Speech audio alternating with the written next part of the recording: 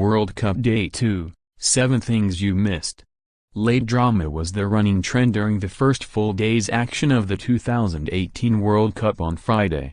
Both Uruguay and Iran bagged late victories over Egypt and Morocco respectively, while Cristiano Ronaldo salvaged a point for Portugal with a spectacular free kick, completing his hat-trick, as they shared the spoils with Spain. However, with all eyes on the matter at hand, there is always the chance that you may have missed something. Not to worry, Sportsmail has had their eyes peeled throughout the day and has compiled 7 things you missed from the second day of the tournament in Russia. It didn't take long Ronaldo to make his mark in the latest installment of the World Cup. After winning Portugal an early penalty in their heavyweight Group B showdown with Spain, Ronaldo kept his cool to slot his nation into the lead.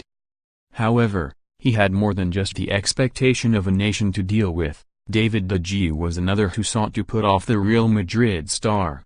After complaining to the referee about what he saw as a misjustice to the Spaniards, the Manchester United goalkeeper approached Ronaldo and left his mark on the ground before staring at the Portugal skipper. The mind games, however, had zero impact on a player with Ronaldo's experience.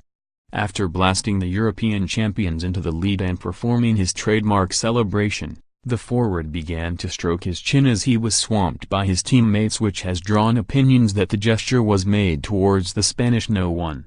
The eagle-eyed fans keeping up to date with the action at the Ekaterinburg Arena on Friday afternoon noticed Luis Suarez and CO sporting 4 gold stars above their crest. FIFA allows nations to add a gold star if they win the World Cup, something Uruguay have done twice in 1930 and 1950, but the reason for the additional 2 stars is that they were twice world champions before the World Cup had even got off the ground. That's because the Olympic Games, won by Uruguay in 1924 and 1928, were officially recognized as the FIFA World Championships before the World Cup as we now know it was founded in 1930. The penalty that gave the Portuguese the lead in Sochi against Spain rose some eyebrows. Was it a penalty? Was it soft? That is all to be debated. All that matters is that it was his cleverness that suckered Nacho in to make the challenge. And while the Spanish protested the decision, the Portuguese skipper preferred to share a cheeky grin with his clubmate Nacho, who was unfortunate enough to leave his leg hanging for Ronaldo to make contact with.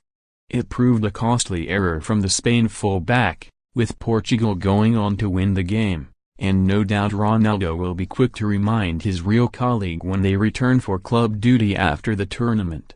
Upon reflection, Luis Suarez will look back at his opening World Cup game with frustration. The Uruguayan star squandered a number of key chances which almost saw his nation finish what should have been a routine victory with only a draw. Were it not for José Giménez, critics would have come down hard on the Barcelona forward, and he showed his gratitude after the game.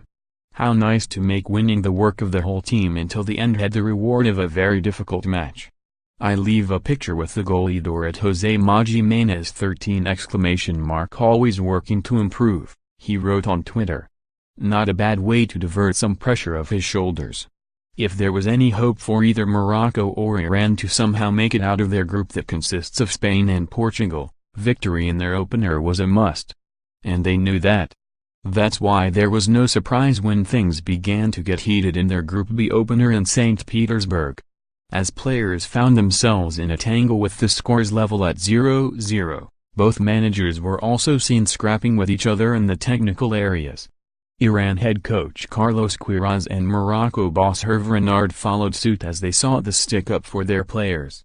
It was only a brief exchange, but showed just how much this clash meant to both managers. Queiroz would get the last laugh however, as his Iran side were gifted their first World Cup win since the '98 tournament when Aziz Bouhadouz headed into his own net in stoppage time. Cesc Fabregas would have preferred to have been playing Russia this summer rather than making his debut as a pundit.